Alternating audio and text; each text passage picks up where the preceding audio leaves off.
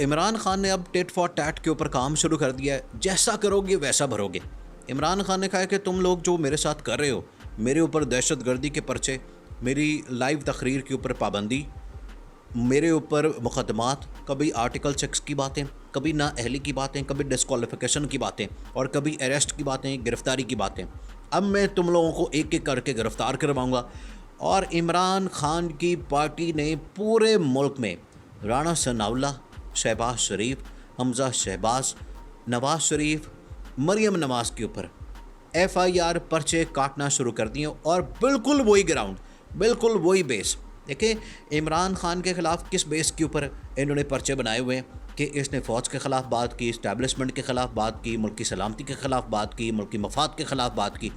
इससे ज़्यादा ख़तरनाक बातें नवाज़ शरीफ कर चुका है, मरीम नवाज़ कर चुकी है, राना सनाउल्लाह, अय्याज सादिक, ख्वाजा साद रफ़ीक, राना सनाउल्लाह, ये तमाम लोग कर चुके हैं। तो इमरान खान ने कहा कि वही बेस के ऊपर मैं इनके ऊपर FIR करवा रहा हूँ।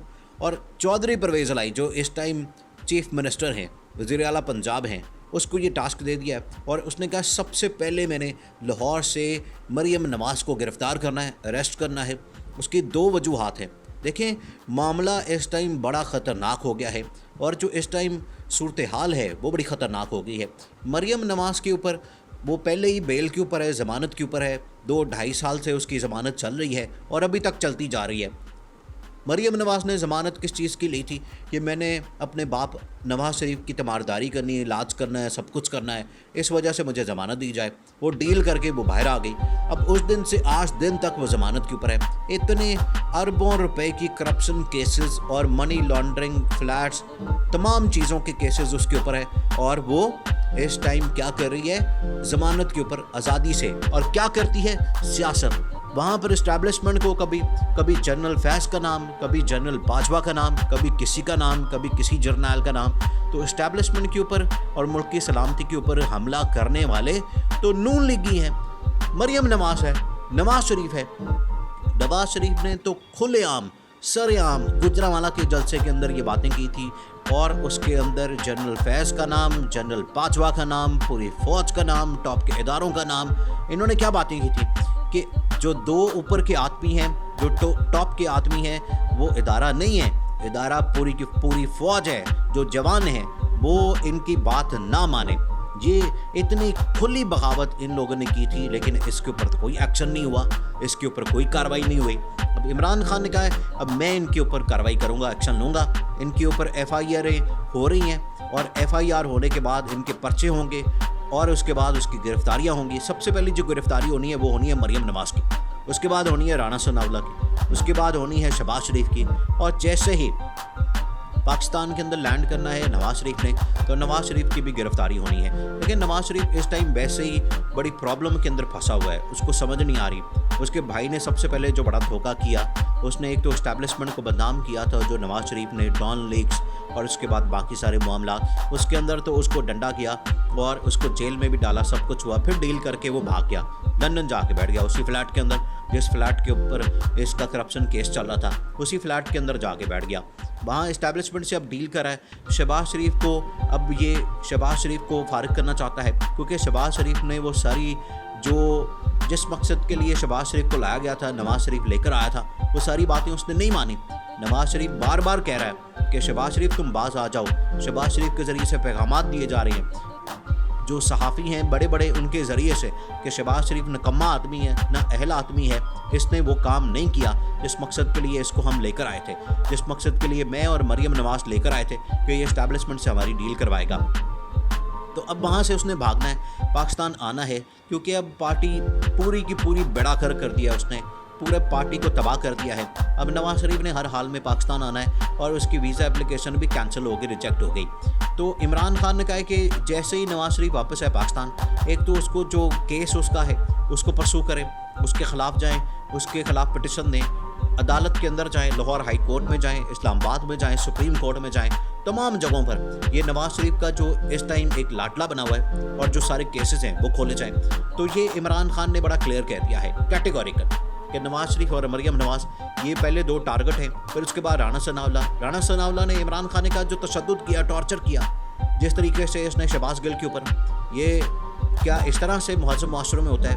ये गैर इंसानी सलूक जो इसने किया है, जिस तरीके से उसके सेंसिटिव पार्ट्स के ऊपर करंट लगाया गया है, ये इस तरह से होता है। तो इमरान खान का राना सनाउल्लाह तीसरा नंबर है, उसके बाद मौलाना, उसके बाद आसिफ जरदारी, इनकी बारी भी आनी है, क्योंकि इन सबको इमरान खान ने टारगेट पे रखा हुआ है। आप देखें मुल्क की इस टाइम हालत क्या है, सियासत इनकी अपनी चल रही है, सैलाब से लोग मर रहे हैं, पहले महंगाई से मर रहे थे, फिर बिजली के बिल से मर रहे थे, सैलाब से मर रहे हैं। आज तक देखिए पिछले 75 साल हो गए हैं, ये कोई आज की नई बात तो नहीं है।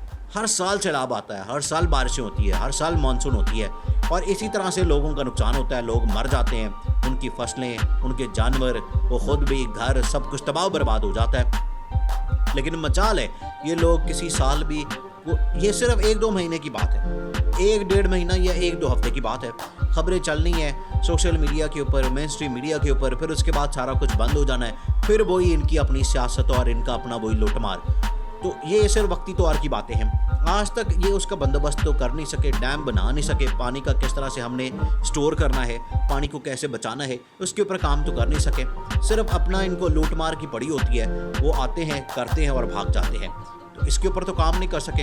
हर साल ही ये सैलाब आता है, हर साल ही लोग मरते हैं, हर साल उनके जानवर मरते हैं, लोगों के घर तबाह होते हैं, लोगों की फसलें तबाह होती हैं, इतना नुकसान होता है, हर रोज़ अब नुकसान हो रहा है, इतना लोगों का नुकसान, जानी भी लोग मर रहे हैं और उनका माली नुकसान भी हो रहा है। लेकिन मजाल है ना सिंध हुकूमत की, ना कोई इस तरह की रिलीफ, ना वहाँ पर जाते हैं, और ना शहबाज शरीफ सिर्फ हेलीकॉप्टर पे घूमते हैं और वापस आ जाते हैं। हेलीकॉप्टर घूमने में आपको क्या पता चलेगा कि अवाम का दुख दर्द क्या है, अवाम का आप किस तरह से समझेंगे कि अवाम किन मसाइल का सामना कर रही है। ये इनकी ड्रामेबाजियाँ।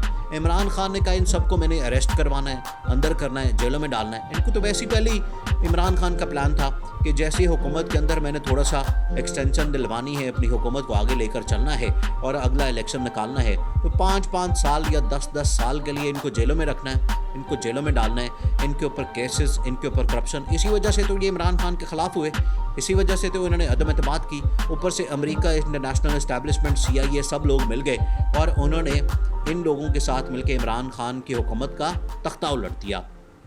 अगर वहाँ से भी सपोर्ट ना मिलती इंटरनेशनल इस्टेब्लिशमेंट की, तो ये इस काबिल ही नहीं थी ये काम कर सकते, ये इस काबिल ही नहीं थे। वहाँ से सपोर्ट मिली तो इन्होंने ये काम किया।